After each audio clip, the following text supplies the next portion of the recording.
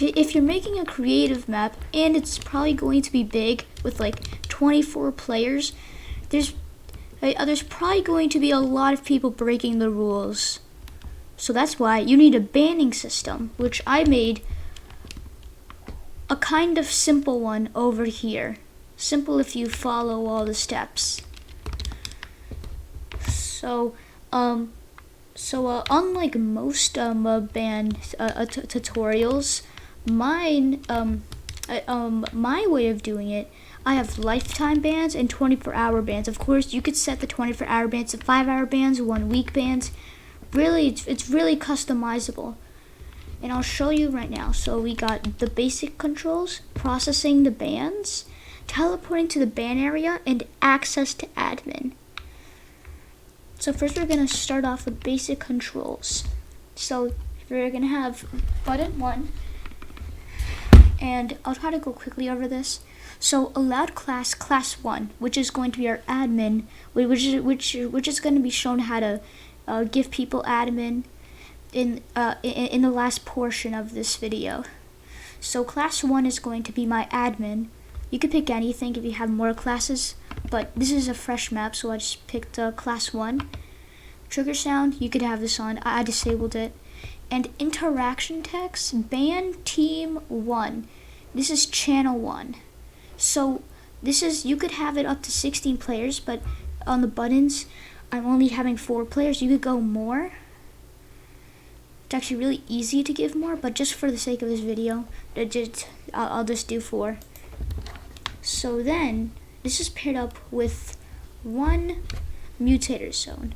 So zone width 100, zone depth 100, zone height 100, enabled during phase, none, selected team, team 1, affects team, only selected, disable when receiving from 5, enable when receiving from 1, on player entering zone transfer on 5. So this is what it's doing. When I press ban team 1, it's like, so it's what it's doing is it's saying to team 1, it's triggering the ban for them. So when player entering zone 5, and then disable when receiving from 5. Next, we're going to, so this is the same thing. So this is the same thing, except it's team 2. Both 5s are the same, and enable and receiving from 2. And same with all of these, the only thing that's changed is the team. So team 3 is linked up to channel 3, and obviously you can guess team 4 is linked up to channel 4. So this is obviously going to be paired up with the buttons. Ban team 2, channel 2, ban team 3, channel 3, and ban team 4, channel 4. Next, we're going to get the switch. So turn on text lifetime ban. So on the green, so this is where we're gonna choose if we gonna give our players a lifetime ban or a 24-hour ban. So turn on, which is like, let's just say green and red, it's easier. Lifetime ban is green, and turn off text. 24-hour ban is red. So auto save state, yes. Auto load state, game start. Check state at game start, disabled. Check state when receiving from 5. So when the player enters it it checks if it's like a 24-hour ban or a limited, like or a lifetime ban. So if on when checked, transmit on 6. So 6 is our lifetime ban, and 7 is our 24-hour ban. And that's all in basic controls. So you could, so now we need to move on to processing the bans. So obviously, so here's my switch. Very easy. This is very important if you want the ban to actually be lifetime or 24-hour. Auto save state, yes. Auto load state, game start. Store state per player, yes. You don't want everybody having, this just means like, if it's set to no, everybody has the ban. So turn on when receiving from 6.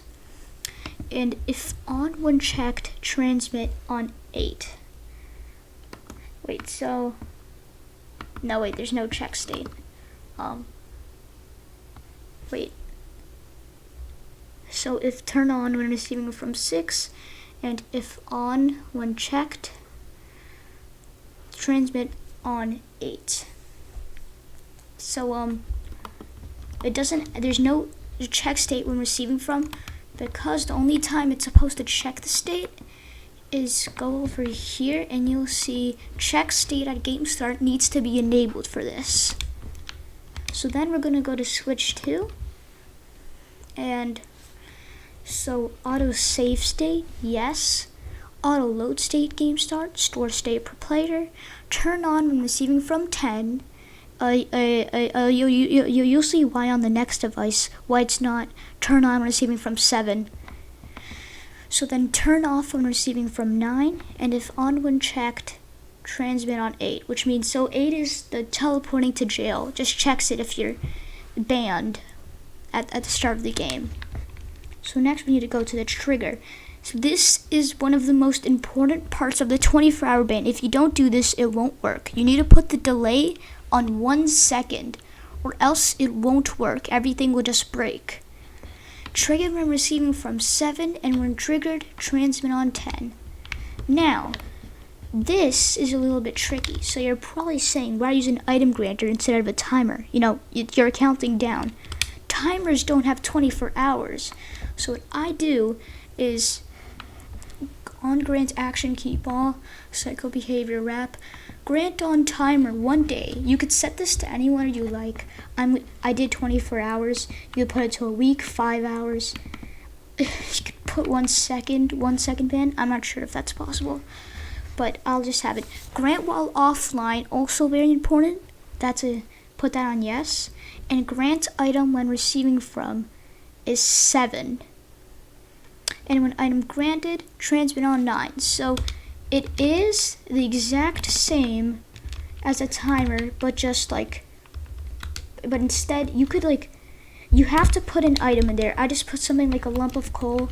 You could do something that doesn't really affect the gameplay. I guess I don't know, something like this.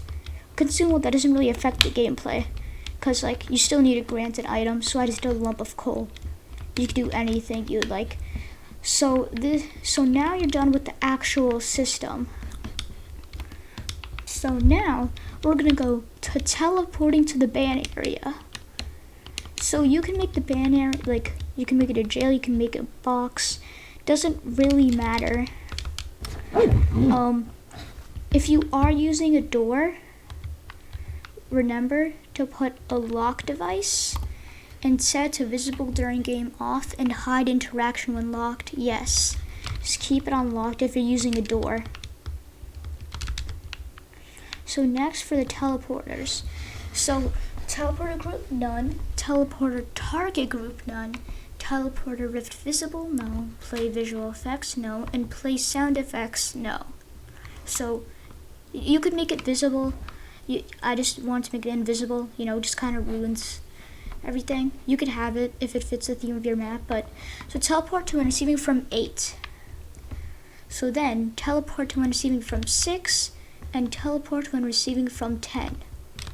So now we need admin, access to admin.